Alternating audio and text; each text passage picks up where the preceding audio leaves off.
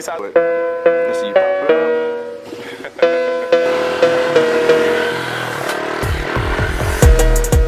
Hey, what's up everyone? It's Ducati Biker. I'm here in beautiful Arizona with my boy Roach with Built to Win Riders Academy. For those of you guys who don't know, Roach is known around the world for his skill buildings when it comes to motorcycle racing, riding, and overall knowledge on how you should ride a motorcycle and commute on the road. We are here today because he's going to give me a special lesson on one of my favorite skills and techniques, which is how to wheelie a motorcycle. So we're here. He just finished another course where he had the cone set up where he was teaching other riders on how to lean and quarter, but now I brought the Pikes Peak. He has his two pit bikes here, and he's going to give us the full scoop on how to properly wheelie a motorcycle in a safe environment, and also how you could translate that to your actual bike. Let's do it. Let's show me a few things. Right, let's rock and roll. So Perfect. Okay, so what I want you to do is hop on this bike. We're going to do what I call pogo sticks, okay? We're going to be doing baby wheelies, basically, you know, kind of pop the wheel up, back down, stop, pop the wheel up, back down, stop, just to get used to where the, you know, just to get used to how it feels when the front wheel comes up, okay? Okay. That's, you know, the goal, okay? Not too high, okay? I'll show you right now. All right? all right. So, Let's try that. good, you're in neutral, kick it down to first gear, try it out.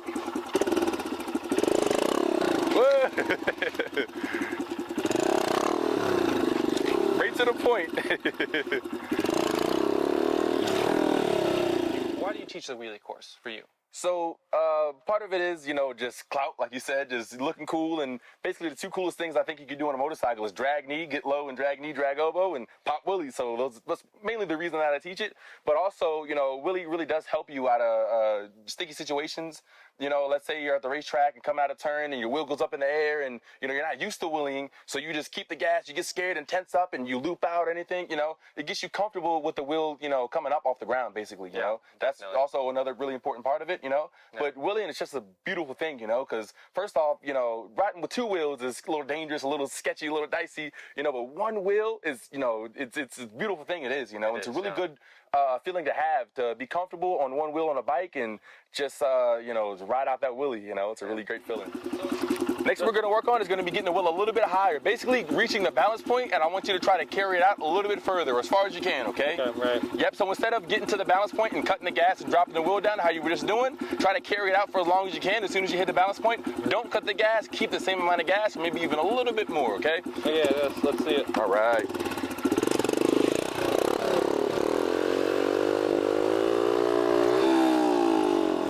All right, that was pretty cool. Foot dragging. That's your goal. All right, all right.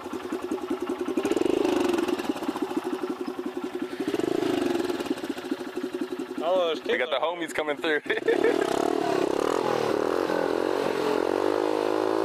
So man, that's really cool because like for me, I never tried like popping the bike up like that and dragging my feet because like I know I'll do that sometimes on like a Lime scooter. Yeah. Like I'll stick my foot out and like that's what's keeping me balanced. So it's nice to see like to get to balance point but not be using the rear brake because you can see where you could like kind of loop out when you're just popping and dragging your feet, but that's like a really good technique that I never tried before or had anyone ever explain me. A good safe way to get that wheel up without the worries of falling back. You can fall back doing anything, but I guess you have a lesser chance of getting hurt and falling back. Yeah, and you can just kind of feel like on how straight up the bike has to be. And again, it's like, all right, so next step was going to be putting the feet on the foot pegs, okay? Right. We're going to go ahead and have your feet on the foot pegs.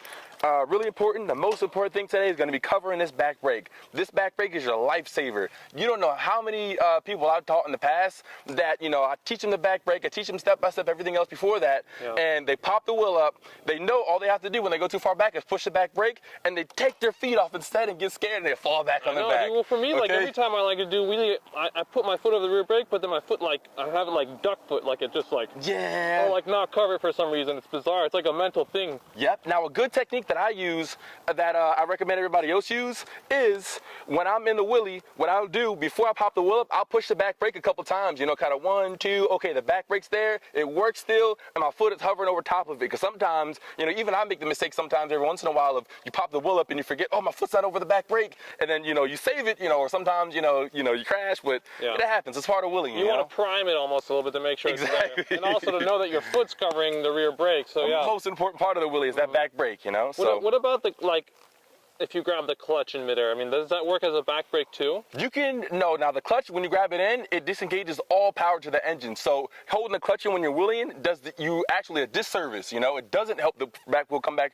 It doesn't help the front wheel come back down. You're better off cutting the gas. If you have no, ability to use the back brake, you're better off cutting the gas and letting the engine braking do its job to let the front wheel down, Now, if you're going too far, then, it's too far gone, you're going to crash anyway. But, cutting the gas can sometimes save it. I've seen a lot of guys, especially on bigger bikes that have, especially on bigger bikes that have more engine, what do you call it? Daggone it, what's it called? Engine braking. Yeah, especially on bigger bikes that have more engine braking, like a 250 or a 450. Then you cut the gas, and it'll almost act like a back brake, Yeah. Yep. Okay. So what we're gonna do now is feet on the foot pegs. Make sure you're over that back brake. Pop the wheel up. You're gonna have to give a little bit more gas than you did previously. Just with the feet on the ground, and try to get to the balance point. All right. This is gonna be a real wheelie.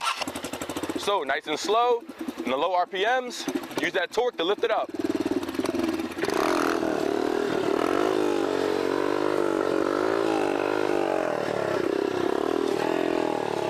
Right.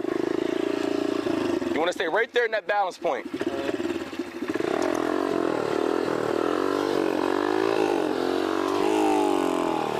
All right. So that's going to be your goal, okay? Yeah. Try to carry it out for as long as you can. Most important is pulling it up directly to the balance point and try to hold it there, okay? All right. Worst case scenario, you got that back brake right there to help you. Yeah.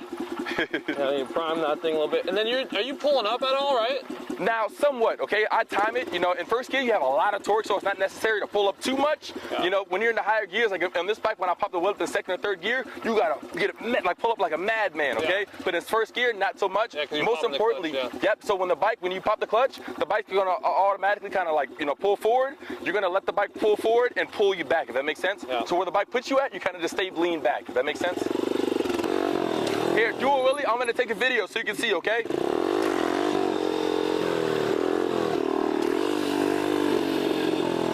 Show you how far back you have to go to push the back brake, okay? Okay.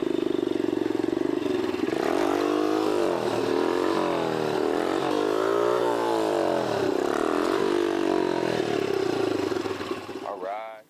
I was trying to keep it there, so I was kind of going like brake, not brake, brake, not brake. Because if I push, because when I push the brake, and if I just held it, see how my foot's down, if I would have just held it right there, the front wheel would have just fell down right away. Okay. It's all about modulation, kind of like with the throttle. You want to kind of, you're not just the whole time, you're kind of when you get that balance point. When you go too far back, it's a similar situation with the back brake. A little bit of back brake, let it go so it doesn't fall down. A little bit of back brake, let it go, if that makes sense. Okay. That's the area that I want you to be at, okay? That's where I want you to. So, yeah. And no matter the bike, the size of the bike, whether it's a mini bike or a big bike, I always tell people mini bikes are the best to learn on in that they're the most forgiving. If you fall backwards, you're already so close to the ground, it's not going to hurt that much. You can get hurt on anything with two wheels, but So I'm wearing my back protector just to make sure. Better safe than sorry, Getting out that comfort zone. There you go. Yeah, that was it. Oh, that was it, man. Right when I hit that point, it's just like, it gets all loose, so I'm like, oh, yeah, man. That's what I'm talking about, man. Yeah. That was it. That's how you should feel every time. Yeah. That was almost as far back as I went.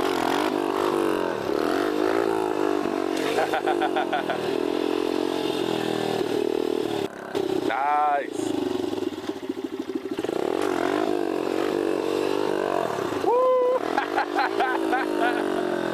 Oh, dude, I hit the rear brake though. That was it. You did it. You didn't take your foot off. Your most important foot off. Yeah, I know. You really, you should have kept both feet on, but you did a good job not taking that important one off.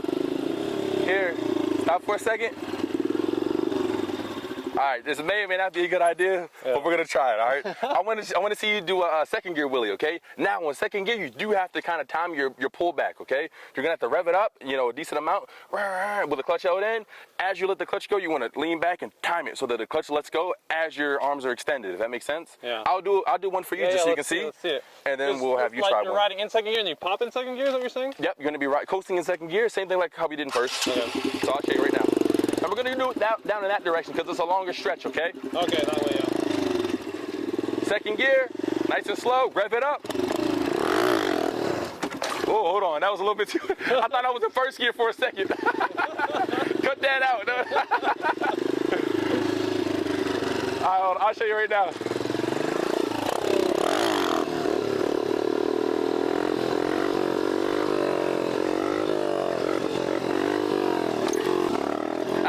I try.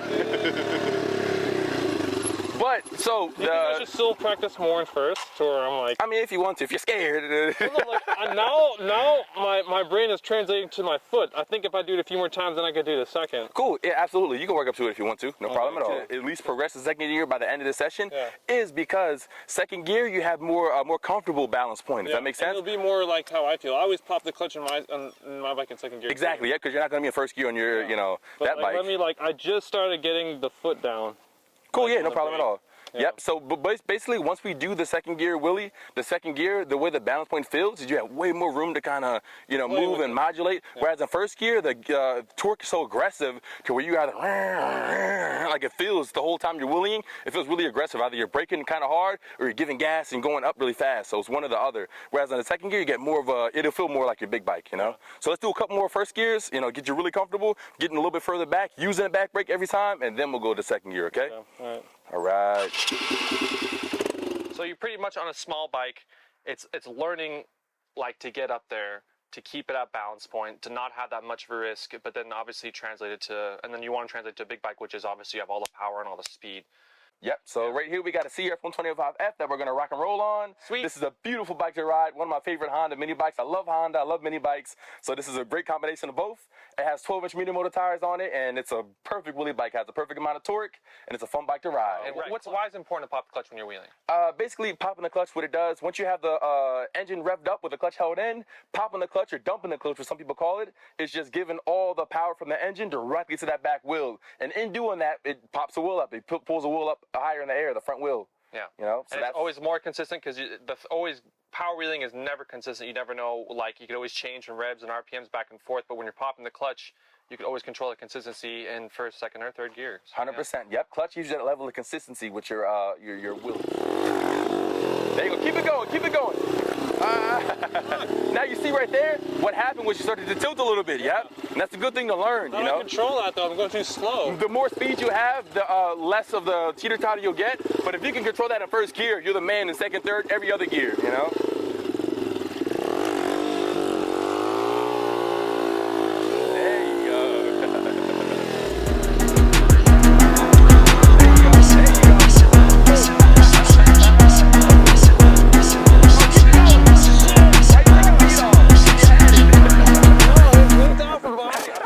Try to explain it a little bit better so you understand a little bit better. Yeah. Basically, so listen, look, so the bike is up here and you're giving it gas, you cut the gas and the wheel starts to go down, then that's what you're doing. You start to give gas right when that happens. But but the problem is you're chasing it out or the wheel just falls down. What I want you to do, what you gotta do on these small bikes is you wanna pop it up, you're right there, you cut the gas. I know, because I just cut the gas, the bike's gonna wanna fall down, so I'm gonna give it gas before it even begins to lower. It may lower a little bit, but as it's lowering, I'm already on the gas. Does that make sense? Yeah. That's what's going to keep you, stretching it out. For me, I'm going right and left now. I feel like I'm able to get it up. I'm just falling right or left. Just make sure you pull it up even. You don't want to be leaning on this side or leaning on that side. Even the slightest, you lift this bike up and you turn the wheel a little bit, the bike's going to lean to that side. So keep everything straight, okay? But relax. You got to relax your body when you're in the wheelie, okay? Most important for you, forget everything else. Give gas earlier, all right? And you're going to carry it out. I promise you can carry it out. You got it. Gas. Gas. There you go. Higher. Yeah, I'm tired. Dope, man. I get the sensation though. I get the feeling. So yeah. I think next time when starting off with just the first gear and second gear, I'll get there. But the mini bikes, if you can learn how to wheelie or get to the point where you're at that balance point and you can keep it and hold it out for a long time on a mini bike with not so much power. You get on a big bike, obviously it's more power, so it's a little bit more intimidating. But if you can, understand that, once you get that wheel up, you just hold it out. Big bike's much easier to wheelie than a small bike is. Yeah. Typically, when you go from a small bike to a big bike, it's easier once you get over the fact of the, the power. That was a good one. That's how it should feel. Yeah, I hit the rear. Yeah. Nice, man. That was it. That was it.